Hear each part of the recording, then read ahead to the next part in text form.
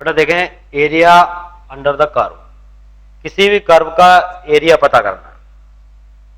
सबसे पहले तो y equal to f x, y equal to f x जो भी फंक्शन है उसका आप ग्राफ बनाए। सपोज ग्राफ इस टाइप से है, x इक्वल टू ए और बी से बॉन्डेड एरिया निकालना है, ए और बी से बॉन्डेड एरिया।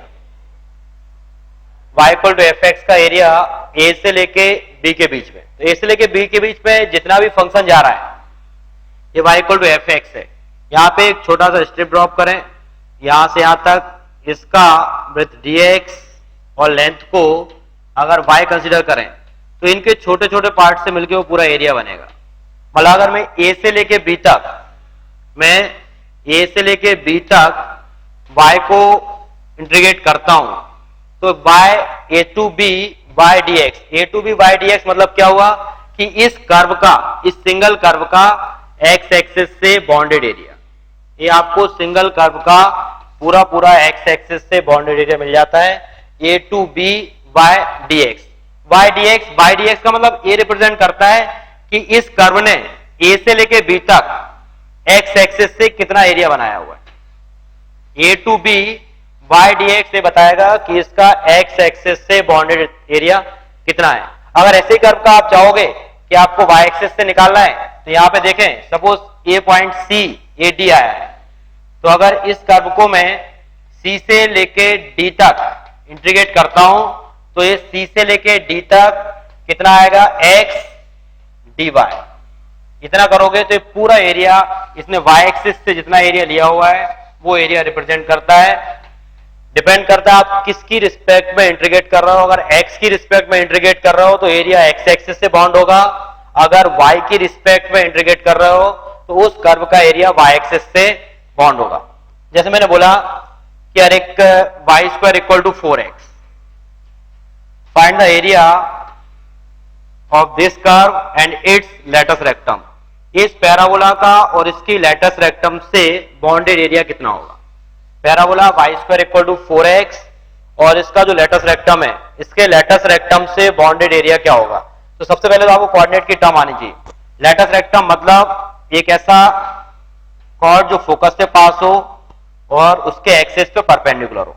ये आपका Y square equal to 4x का पैराबोला हो गया, एक्स एक्सिस है, ये क्या है वाई एक्सिस। इसको ध्यान से देखना, इसने बोला लेटस रेक्टम और पैराबोला, तो पैराबोला का कर्व तो ये है, इसकी बात कर रहा है वो, ये पैराबोला आपका जा रहा है और ये लेटस रेक्टम, मतलब वो इस पूरे एरिया की बात कर रहा है।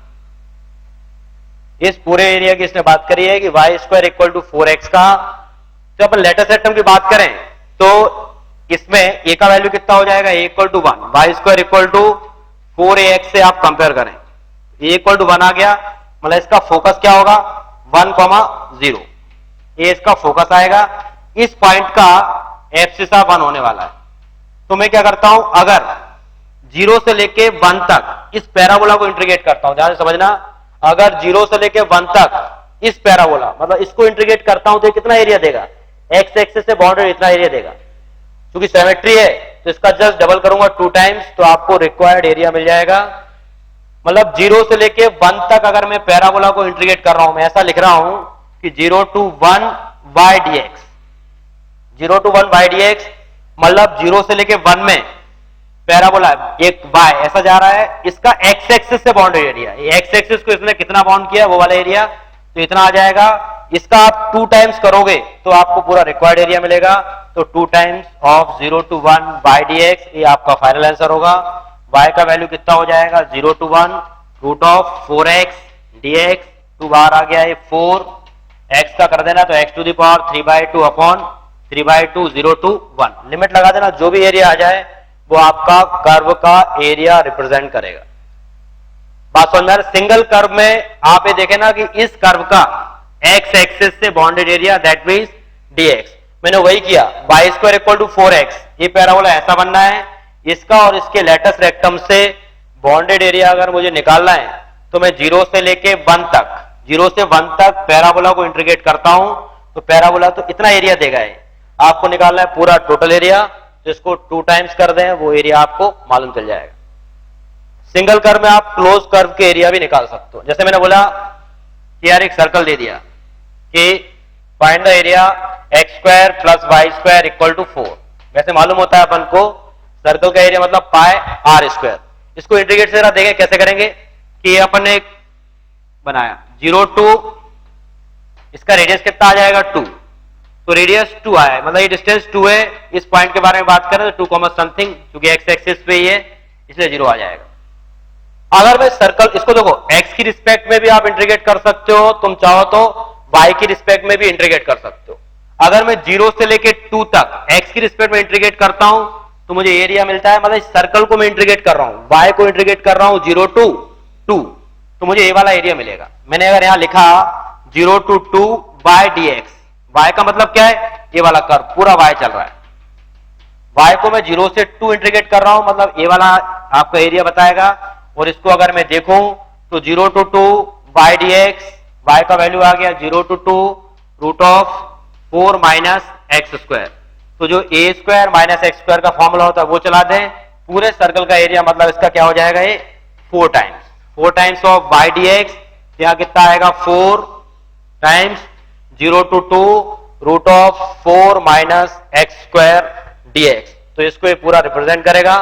आप इसको इंटीग्रेट कर दो तो a square minus x square 4 times, इसका इंटीग्रेशन होता है आपका x by 2 root of 4 minus x square plus a square by 2 sine inverse x by 2।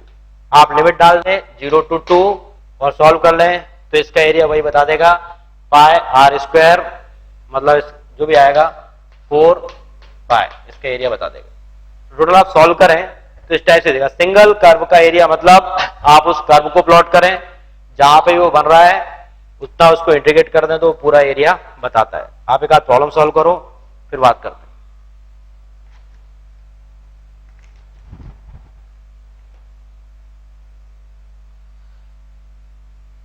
Find the area y equal to x square,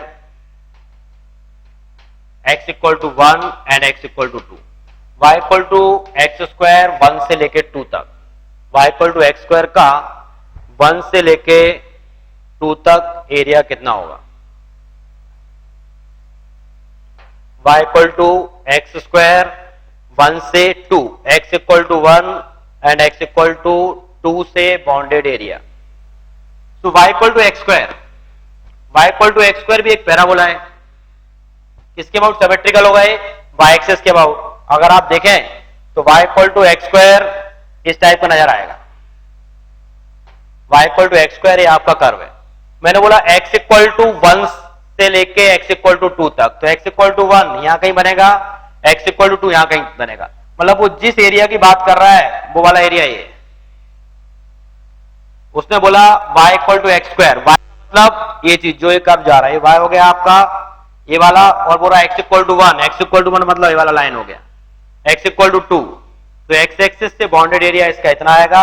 आप integrate कर दें 1 to 2 y dx, y का मतलब 1 to 2 x square dx, finally आपको मालूम चल जाएगा x cube by 3 1 से लेके 2। तो कर्व को x एक्सिस की रिस्पेक्ट में इंटीग्रेट करना, x की रिस्पेक्ट में इंटीग्रेट करना मतलब उस कर्व का x एक्सिस से बाउंडेड एरिया। अगर आप कहीं ना कहीं dx लिख रहे हैं, dx लिख रहे हैं मतलब उसका x से बाउंडेड एरिया, dy लिख रहे हैं मतलब y एक्सिस से बाउंडेड एरिया ये बताता है। तो ये तो थे आपके सिंगल कर्व के एरिया। जब भी आपको सिंगल कर्व दे x इक्वल टू कुछ इस टाइप से 1 2 3 दे दे तो आप उसको इंटीग्रेट करते रहो, सिंगल कर्व का एरिया आपको मालूम चल जाता है। अब देखें एरिया बिटवीन टू कर्व, दो कर्व के एरिया कैसे निकाले जाते हैं। एरिया बिटवीन टू कर्व, दो कर्व के बीच का एरिया क्या होता है सुनो। अगर एक कर्व दे रखा है आपको y इक्वल टू या y1 equal to f1x, y2 equal to f2x, ये आपको दो कर्व है।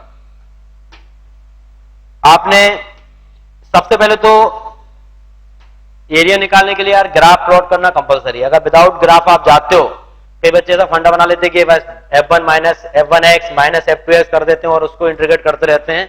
बट मैक्सिमम प्रॉब्लम, कुछ ऐसे प्रॉब्लम जो एग्जाम में आते हैं वो जरूर नहीं कि उसी कॉन्सेप्ट से हो कि आप माइनस ही कर दो और सॉल्व हो जाए। तो आपको इन कर्व के ग्राफ प्लॉट करना कंपलसरी है, क्योंकि ग्राफ के ऊपर पूरा एरिया डिपेंड करता है, ग्राफ किस तरीके से जा रहा है, क्या हो रहा है, तो पूरा एरिया ग्राफ के ऊपर रिप्रेजेंट करता है।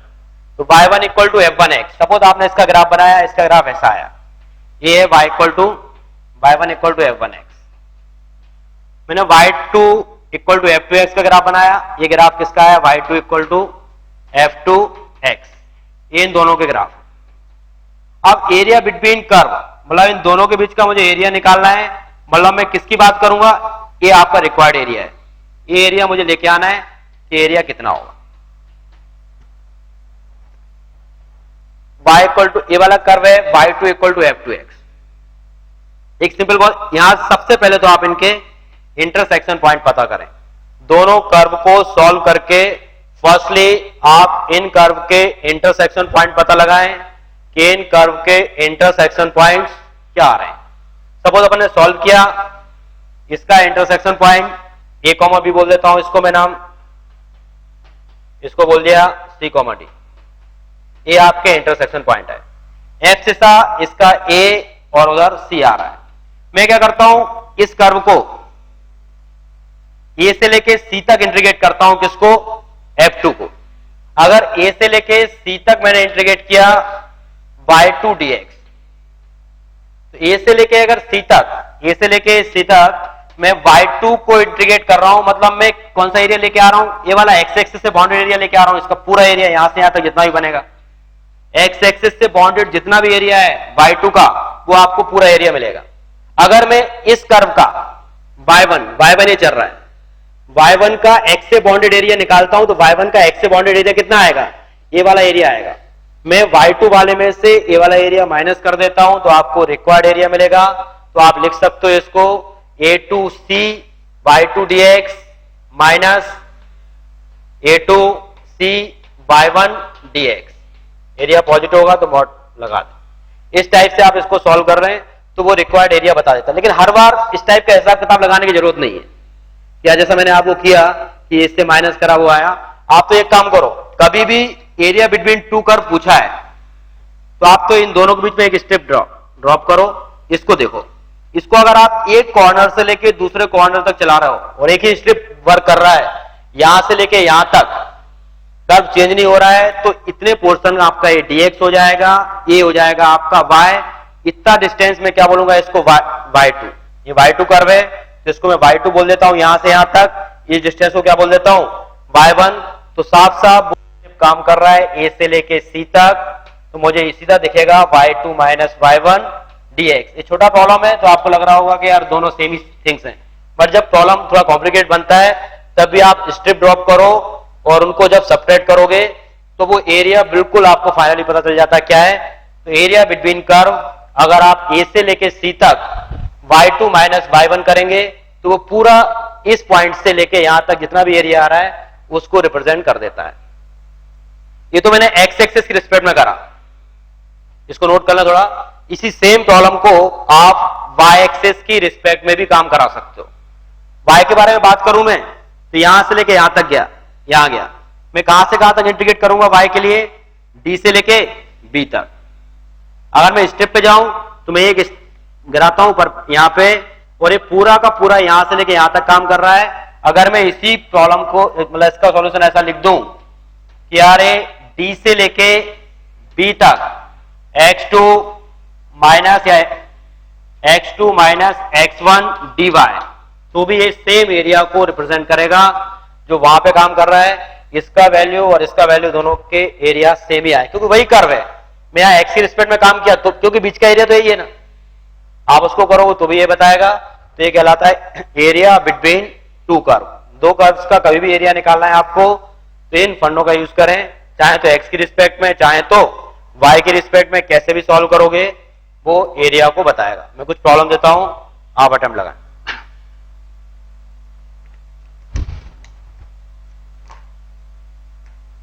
y equal to 3x square and 3x minus 2y plus 12 equal to 0। Find the area between them. First problem, इन दोनों कर्व के बीच का एरिया क्या होगा। y equal to 3x square and 3x minus 2y plus 12 equal to 0. Find the area between them.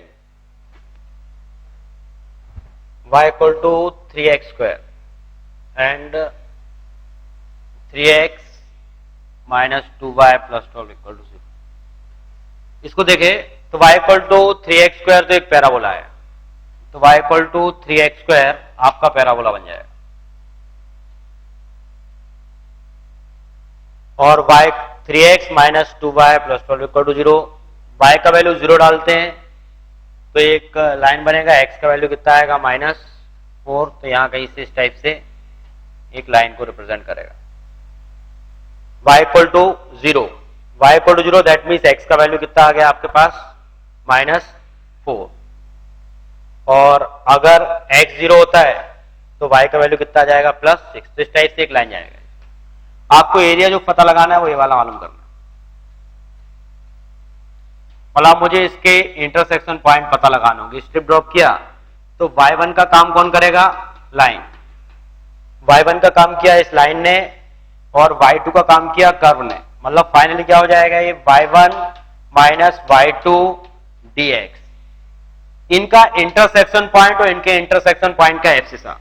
अगर इनके intersection point का एब्सिसा इनको सॉल्व करो, इनको पता लगा इनके इंटरसेक्शन पॉइंट, तो वो थोड़ा सा आई थिंक लेंथी जा रहा है, इसमें कोई डेटा मिसिंग होगा. तो अगर जो भी इंटरसेक्शन पॉइंट सपोज इसको सॉल्व किया और x की ऑब्वियसली इसमें मैं y की वैल्यू निकाल के इसमें डालता हूं या यहां से y equal to 3x square इसमें डाल देता हूं, तो x के फॉर्म में क्या मिलेगा आपको? क्वाड्रेटिक. x की दो वैल्यूज आने वाली है. अब मैं उनको एजम्पशन ही ले लेता हूं, एक a आ रहा और एक b. तो जो भी वैल्यूज आ रही हैं आप यहां से लेके यहां तक आप उसको सीधा इंटीग्रेट कर दें और finally a to b y1 मतलब लाइन, और लाइन के लिए क्या हो जाएगा? 3x प्लस 12/2 माइनस y2 मतलब 3x स्क्वायर. आप इसको इंटीग्रेट कर दें और जो भी लिमिट आ रही है वो डेटा होगा तो थोड़ी आपको रूट के फॉर्म में मिल रही होंगी. अदरवाइज प्रॉब्लम में बहुत सिंपल वैल्यूज आती हैं 2, 3, 4, 5 इस टाइप की. तो जो भी एब्सिसा आता है यहां तक आप इसको इंटीग्रेट कर दो और ये प्रॉब्लम फाइनली आपको मतलब इसका आंसर दे देगा. नेक्स्ट प्रॉब्लम लिखो, उसमें शायद डेटा सही हो. y equal to x square plus 2. Second problem y equal to x square plus 2, y equal to x and x equal to 0 और x equal to 3. Find the area between them. इनके बीच का area आप बताएं. y equal to x square plus 2 and y equal to x equal to 0 और x equal to 3. इनके बीच का एरिया क्या होगा? Find the area between them. y equal to x square plus 2, y equal to x equal to 0, x equal to 3. इससे bounded area कितना आएगा?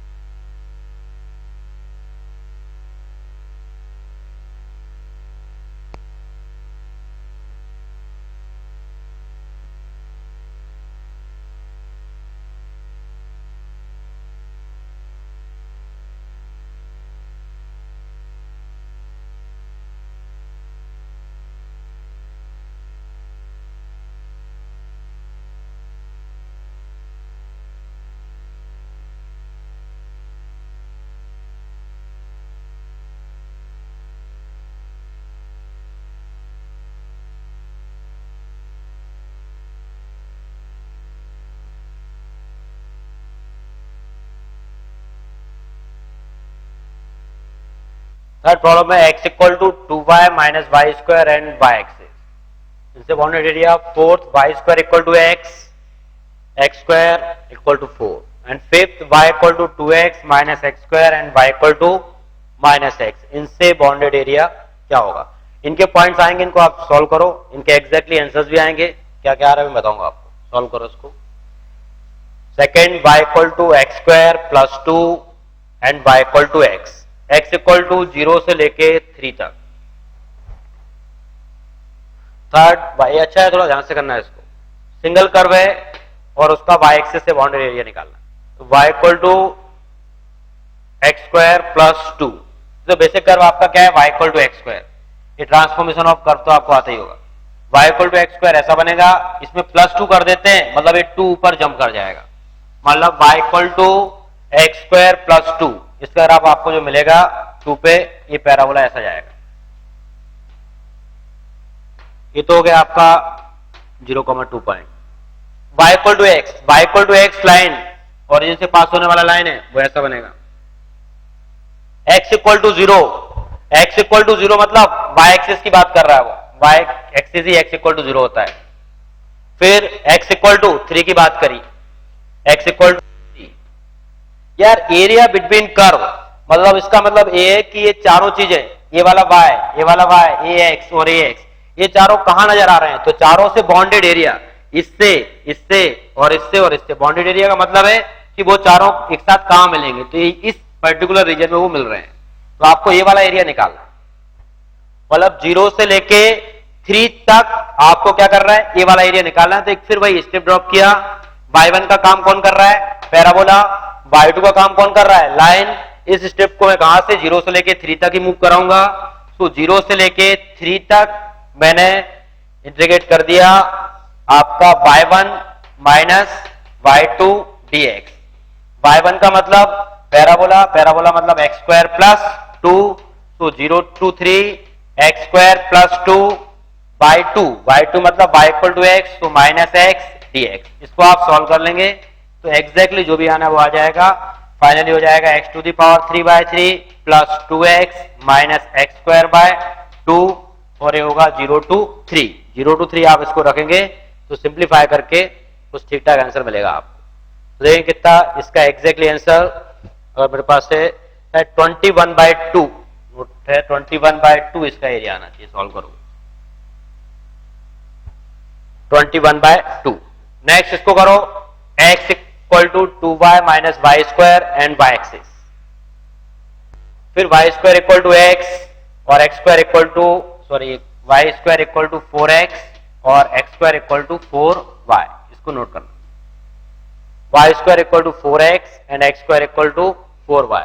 इन दोनों से बाउंडेड एरिया कितना होगा, पता लगाओ जरा क्या क्या हो रहा है।